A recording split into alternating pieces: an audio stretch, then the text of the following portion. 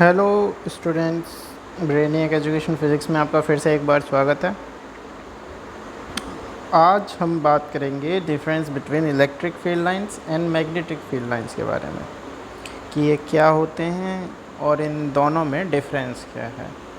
ये जो डाउट है ये हमसे पूछा है अंकित ने,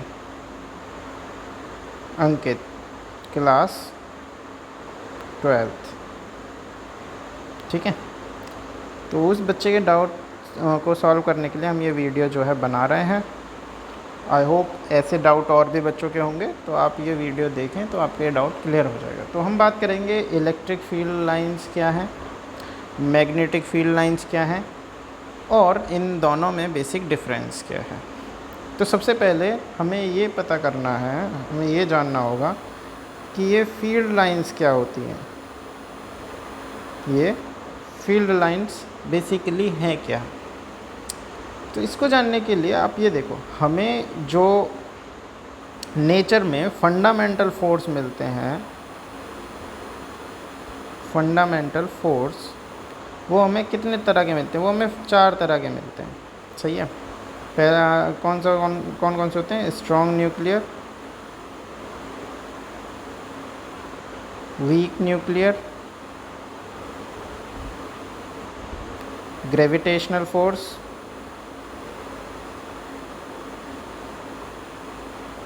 and electrostatic force.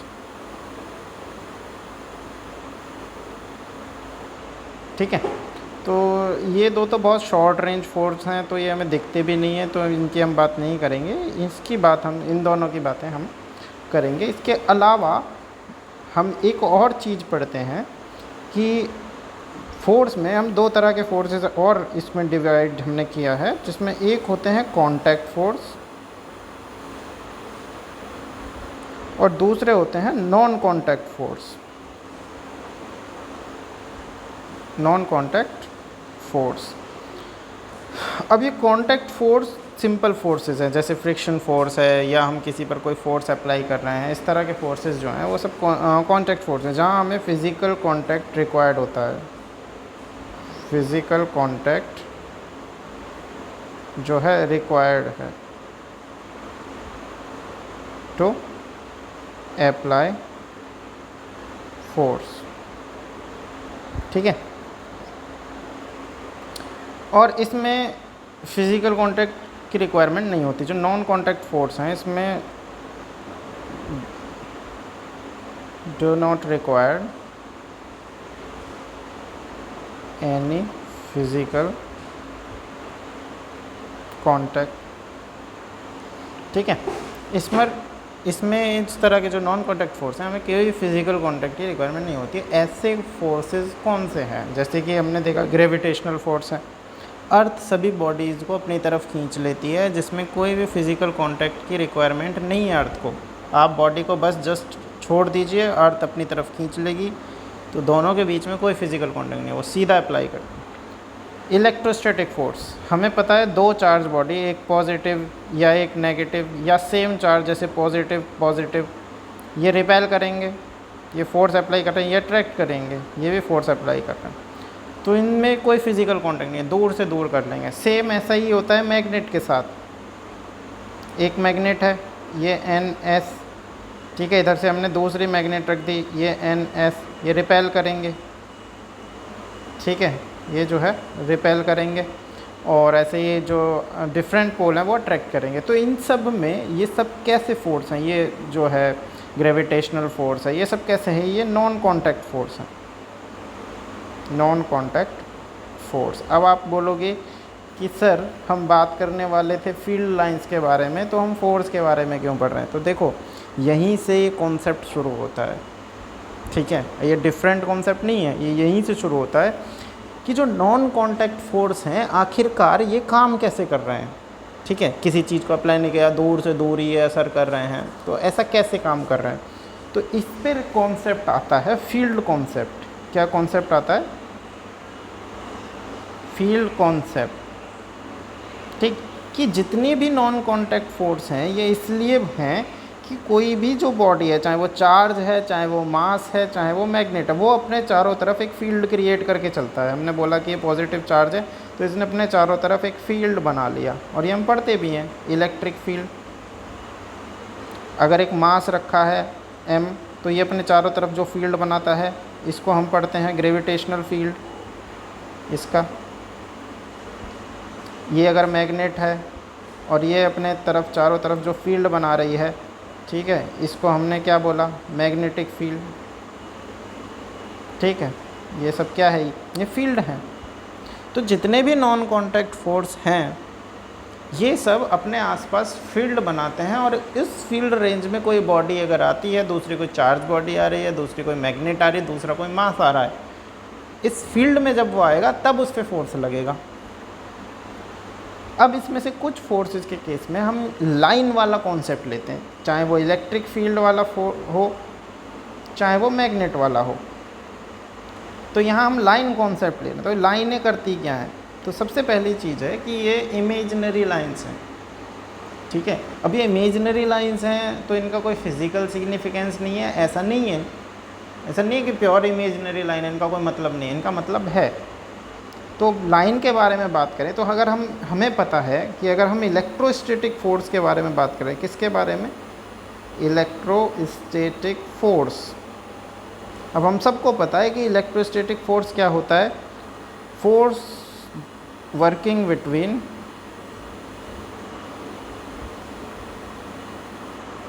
To charge bodies और टू पॉइंट चार्ज। सही है, ये क्या है, ये हमारा इलेक्ट्रोस्टैटिक फोर्स है। तो हमने बोला कि यहाँ एक चार्ज रखा हुआ है। ठीक है, हमने बोला कि भाई यहाँ पर एक पॉइंट चार्ज जो है रखा हुआ है, इसको हमने बोला पॉजिटिव। अब इसने अपने चारों तरफ फील्ड बना रखा होगा। ठीक है, एक हमने यहाँ बोला नेगेटिव चार्ज, इसने भी अपने चारों तरफ फील्ड बना रखा होगा। तो ये कैसा फील्ड बनाएंगे, सही है, ये फील्ड कैसा बनाएंगे हमें नहीं पता।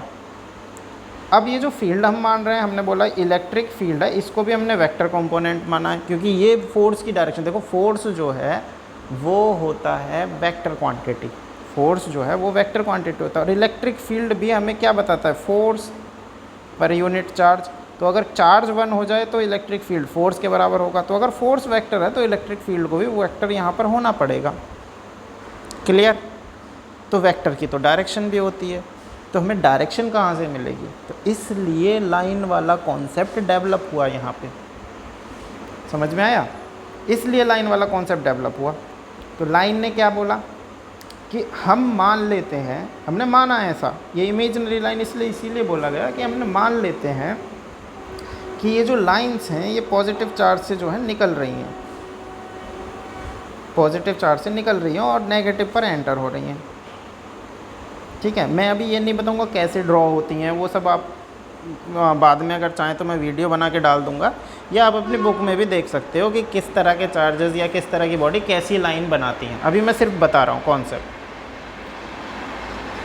तो इसकी अपनी प्रॉपर्टी है बेसिकली, कैसा कि जो इलेक्ट्रिक फील्ड लाइन है, सबसे पहली चीज़ ये फोर्स की डायरेक्शन बताती हैं। These line defines the direction of force. Direction of force कैसे बताएंगे फोर्स की डायरेक्शन। सपोज़ करो यहाँ से ये लाइन बन रही है, पॉजिटिव से बाहर की तरफ और नेगेटिव पर इनवर्ड। ठीक है, इस तरह की लाइन बन रही है। अब किसी ने पॉइंट दिया P और आपसे पूछा फोर्स की डायरेक्शन बताओ, तो हम इस लाइन पर क्या करेंगे, एक टेंजेंट ड्रॉ कर देंगे। तो ये जो टेंजेंट है इस पॉइंट पर हमें फोर्स की डायरेक्शन दे रहा है। क्लियर। दूसरा, हमें इलेक्ट्रिक फील्ड की डायरेक्शन मिल जाती है, क्योंकि फोर्स की डायरेक्शन इलेक्ट्रिक फील्ड की डायरेक्शन होगी। तो पहला ही काम कर रहे हैं। दूसरा, हमें इलेक्ट्रिक फील्ड की डायरेक्शन बता रहे हैं। चाहिए। तीसरा, अगर आपको कोई चार्ज की वैल्यू नहीं दी, आपको नहीं बताया गया पॉजिटिव है नेगेटिव है, और सिर्फ आपको एक इस तरह से चार्ज दिया है और यहाँ इलेक्ट्रिक फील्ड लाइन ड्रॉ कर रखी है ये, तो आप समझ जाओगे ये कैसा चार्ज होगा, ये नेगेटिव चार्ज होगा क्योंकि लाइनें अंदर की तरफ आ रही हैं। ठीक है, तो बेसिकली डायरेक्शन बताती हैं, उससे हम चार्ज को आइडेंटिफाई कर सकते हैं, फोर्स को आइडेंटिफाई कर सकते हैं। दूसरा, इसकी एक और प्रॉपर्टी, जितनी ज़्यादा लाइनें होंगी किसी पॉइंट पर, सपोज़ करो एक पॉइंट है, ये पॉइंट P है और यहाँ से 50 लाइनें जा रही हैं, इस तरह से कितनी लाइनें जा रही हैं 50। एक पॉइंट Q है, यहाँ से 10 लाइनें जा रही हैं, 10 लाइन, तो हमें ये पता चल जाएगा यहाँ पे जो इलेक्ट्रिक फील्ड है ज़्यादा है और यहाँ पे इलेक्ट्रिक फील्ड जो है वो कम है, यहाँ का ज़्यादा है इलेक्ट्रिक फील्ड। ठीक, तो ये सारी चीज़ें भी हम प्रॉपर्टी में पढ़ते हैं। क्लियर? सेम यही कॉन्सेप्ट, सेम बिल्कुल यही कॉन्सेप्ट जो है ये मैग्नेटिक फील्ड लाइन का है। दूसरे के टर्म पे हम पढ़ते हैं magnetic field line, magnetic field lines. तो जैसे ये इलेक्ट्रिक फील्ड को बता रही हैं, इलेक्ट्रिक फील्ड की डायरेक्शन बता रही हैं, इलेक्ट्रोस्टैटिक फोर्स की डायरेक्शन बता रही हैं और हमें बता रही हैं कि कहाँ पर कितना इंटेंस फील्ड है, ये सेम टू सेम ऐसे मैग्नेट को बताती हैं, NS।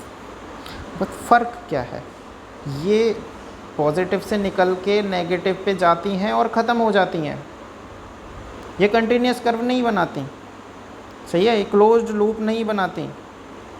मैं लिख देता हूँ यहाँ पे, does not form closed loop,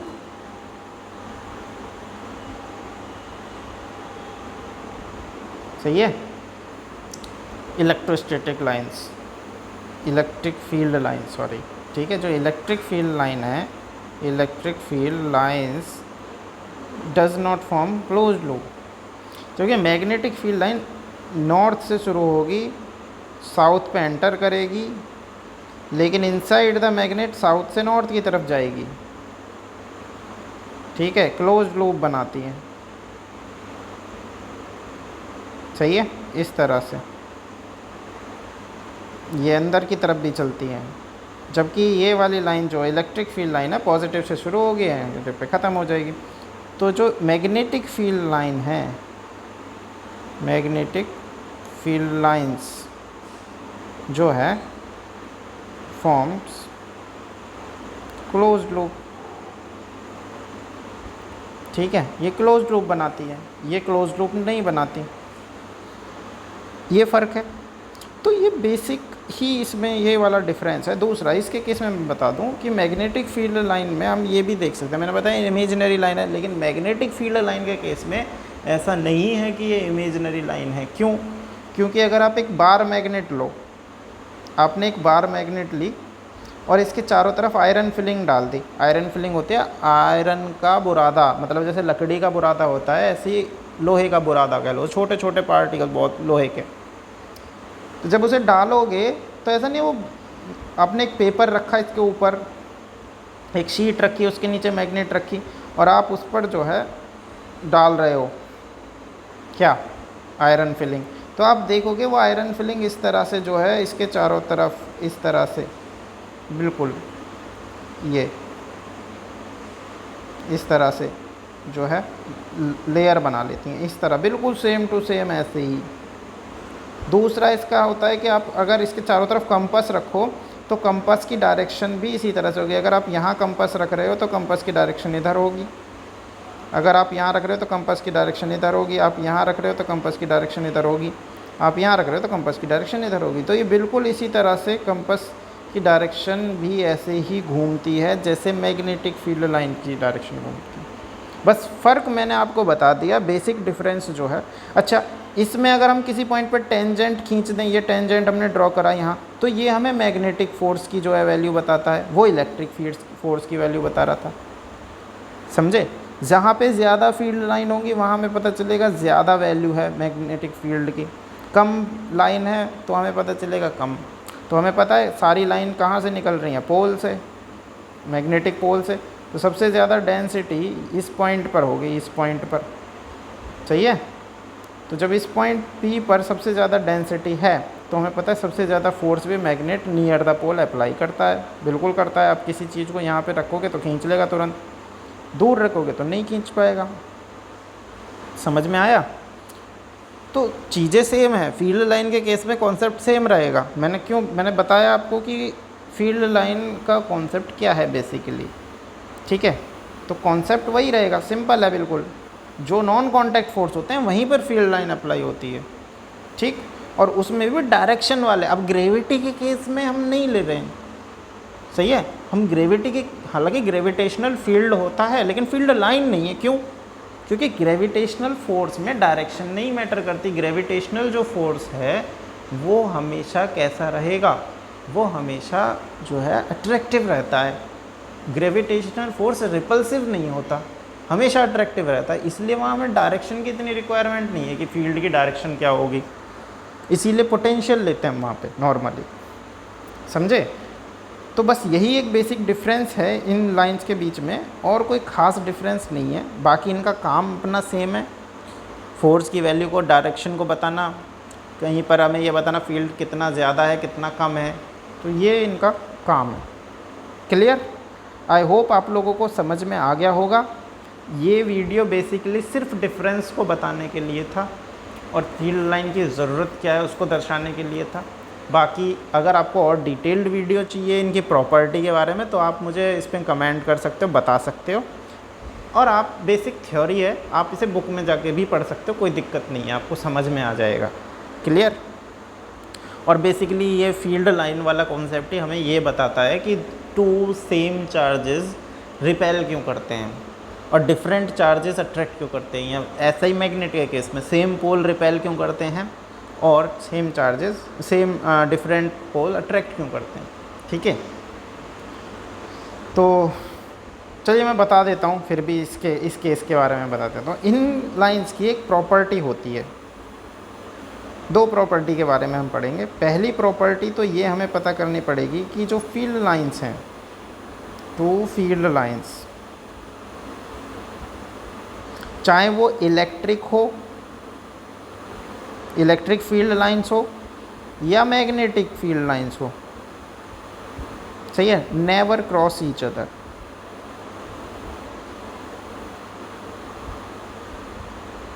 क्यों? जैसा कि मैंने कहा कि किसी पॉइंट पर अगर हम टेंजेंट ड्रॉ करें तो फोर्स की डायरेक्शन मिलती है, चाहे वो इलेक्ट्रिक फोर्स हो चाहे वो मैग्नेटिक फोर्स हो।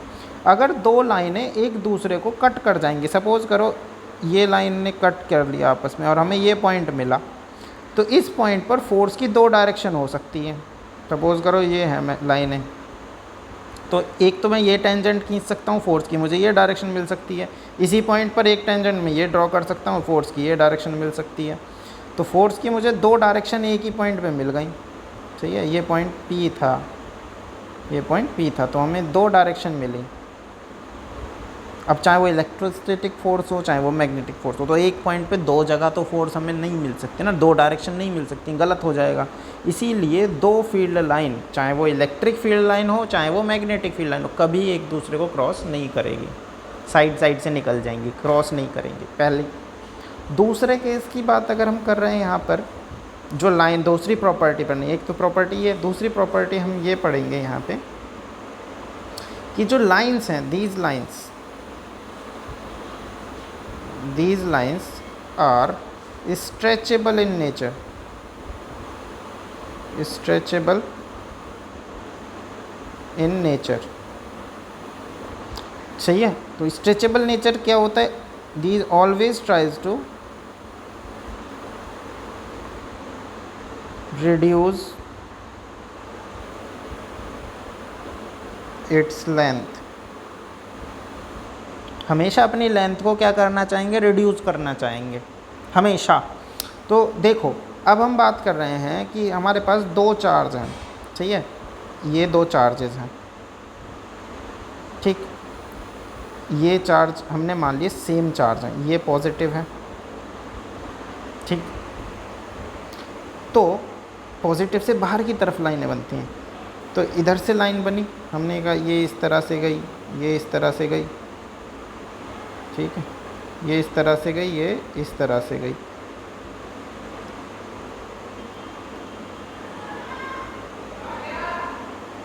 ठीक है, इस तरह से दोबारा बनाता हूँ। ये लाइन गई है, ये लाइन गई है, ये लाइन है, ये लाइन है। ऐसे ही इससे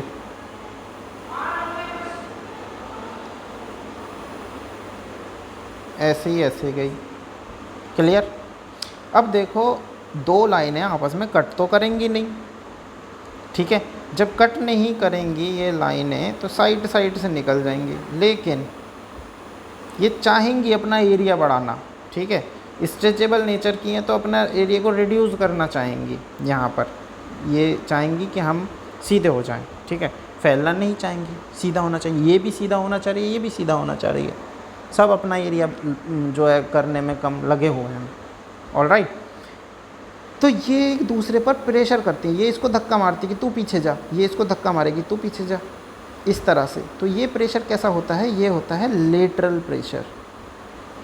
लेटरल प्रेशर। तो ये लाइंस जो हैं ये एक दूसरे पर क्या अप्लाई करेंगे? लेटरल प्रेशर अप्लाई करेंगे। और जब लेटरल प्रेशर अप्लाई करती हैं तो ये दोनों चार्ज रिपेल करते हैं एक दूसरे को, करीब नहीं आएंगे। क्लियर। अब दूसरे केस में देख लो, ये चार्ज है, ये चार्ज है, ये पॉजिटिव है, ये नेगेटिव है। लाइन कैसे गई? ये इसमें गई, एंटर कर गई। पॉजिटिव से ये बाहर निकली, इसमें एंटर कर गई, ठीक है। तो ज़्यादा नहीं बना रहे, इतना काफ़ी है समझने के लिए, ठीक। ठीक है, इस तरह से। अब ये इस तरह से इसमें एंटर कर गई और ये क्या चाहेंगे? अपने आप को रिड्यूस करना, अपनी लेंथ को जो है रिड्यूस करना। तो लेंथ को रिड्यूस करेंगे तो क्या होगा? ये इसमें एंटर करी हुई है तो ये क्या करेंगे? आपस में खिंच जाएंगे, दोनों एक दूसरे के करीब आ जाएंगे। और जब एक दूसरे के करीब आएंगे, ये इधर आएगा, ये इधर आएगा, ठीक है। तो क्या करेंगे? अट्रैक्ट करेंगे। सिंपल है। क्लियर, समझ में आया? तो इसलिए ये अट्रैक्ट करते हैं, डिफरेंट चार्जेस जो करते हैं वो रिपेल करते हैं। डिफरेंट चार्जेस जो हैं रिपेल करते हैं। और जो सॉरी ये सेम चार्जेस रिपेल करते हैं और डिफरेंट चार्जेस जो हैं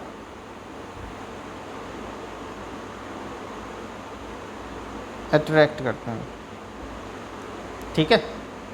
अब पोल के केस में देख लो तो सेम प्रॉपर्टी वो जो दोनों बताई थी मैग्नेटिक फील्ड लाइन की भी प्रॉपर्टी है।